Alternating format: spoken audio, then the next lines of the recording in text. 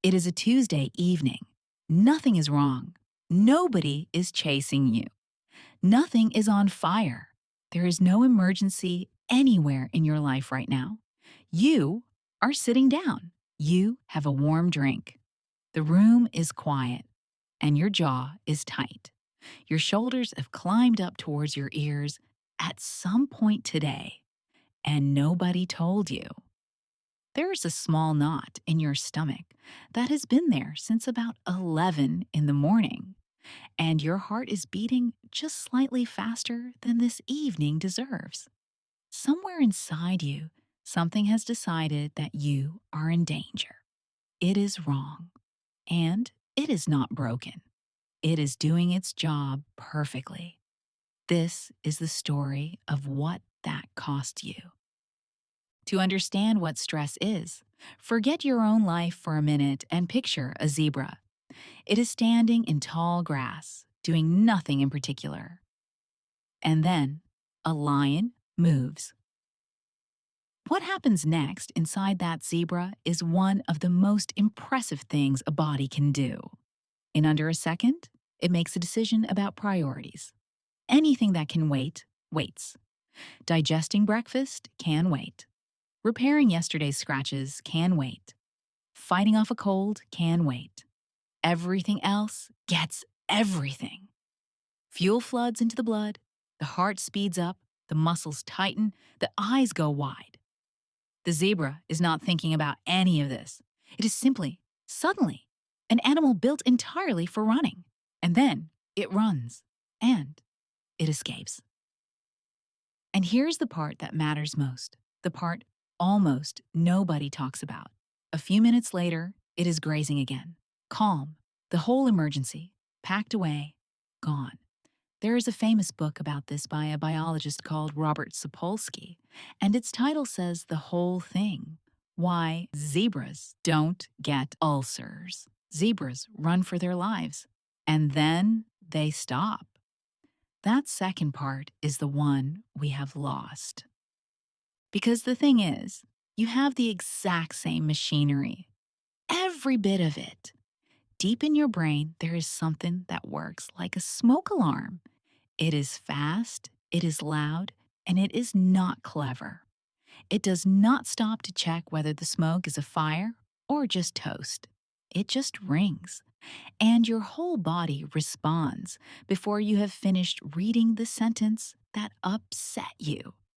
That is why your hands go cold when you are nervous. Your body is quietly moving blood towards the muscles it thinks you're about to need. That is why your stomach drops. Digestion just got switched off because a running animal does not need to digest. That is why your mouth goes dry and your chest goes tight and everything feels suddenly, urgently important. All of it is the zebra system. Every symptom of a bad Tuesday is a leftover from an animal escaping something, and it works beautifully. If a car swerves at you, you will be very glad this exists. The system was never the problem. The problem is what we do with it now. Because a lion goes away. That is the whole design. The alarm rings, you run, the danger ends. The alarm goes quiet, and the body gets back to its ordinary work of repairing you. Now think about what actually sets off your alarm. An email that arrives at 6 on a Friday, a number in a bank app, a conversation you have to have and keep not having. None of those chase you, and none of them ever really leave either. They sit there, in the next room, in your pocket, on Monday. So the alarm rings, and nothing happens to make it stop. So it just keeps ringing, quietly, all day, for years. Imagine a heating system in a house where the thermostat has stopped listening. Nothing dramatic happens in any given hour. The house is just always slightly too warm, and the boiler is always slightly running. And one day, much later, something in that system gives out. Not because of one cold night, because of every night. So, What does a body actually look like after years of that? Remember the list of things the zebra put on hold? Those are the things that pay. Your stomach was told to wait over and over, which is why for a lot of people, stress shows up first as a stomach that simply will not behave. Your body was told to stay braced and ready over and over, which is why your neck hurts and your jaw aches, and you do not know when that started. Your sleep was told to stay shallow because it is not sensible to sleep deeply while there is a lion nearby. And that is the cruelest loop of the whole thing. Stress makes your sleep worse. Worse sleep makes you less able to handle the next day. And the next day is where the stress is. Then there is the part that people mistake for a personality change, the forgetting. Rereading the same paragraph 4 times and taking nothing in.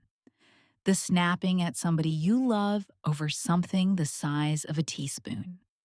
The strange, flat exhaustion that sleeping does not fix. None of that is you becoming a worse person.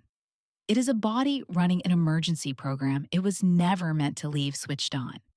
And it is worth saying plainly, because a lot of people quietly worry about this. None of that means you have broken something permanently.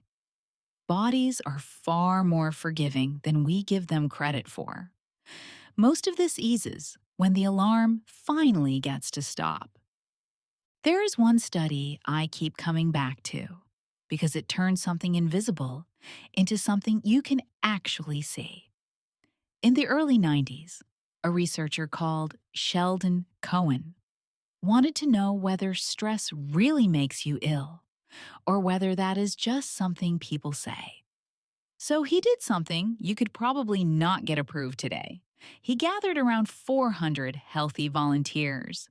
He asked them, carefully, how much stress they were living under. And then he gave every single one of them a cold on purpose. Drops of the virus straight up the nose. Then he put them all in quarantine and simply waited to see who got sick. The virus did not care who anybody was. Same bug, same dose, same rooms. But the results lined up like a staircase. The more stress somebody had been living with, the more likely they were to actually come down with the cold. The most stressed group were roughly twice as likely to get ill as the least stressed. Same virus, different bodies. The stress was already there, in the room, before the virus ever arrived. And here is where it gets genuinely surprising. Because if stress wears the body down, you would expect the most worn down people to be the busiest ones, the ones with the huge responsibilities, the ones answering emails at midnight, the ones at the top. Since the 80s, researchers in London have been following thousands of office workers across an entire organization, from the top floor down to the post room. And what they found was the exact opposite of what everyone expected.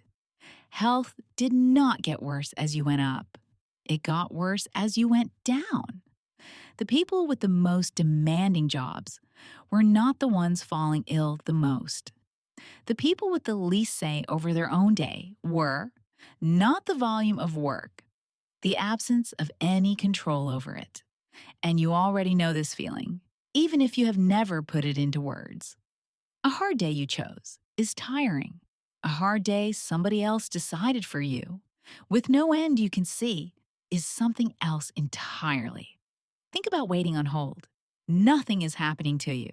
You are sitting in a chair listening to music, and it is unbearable in a way that an hour of hard work you picked yourself simply is not. That is the whole finding in one small, everyday example. It was never how much. It was how little say you had in it.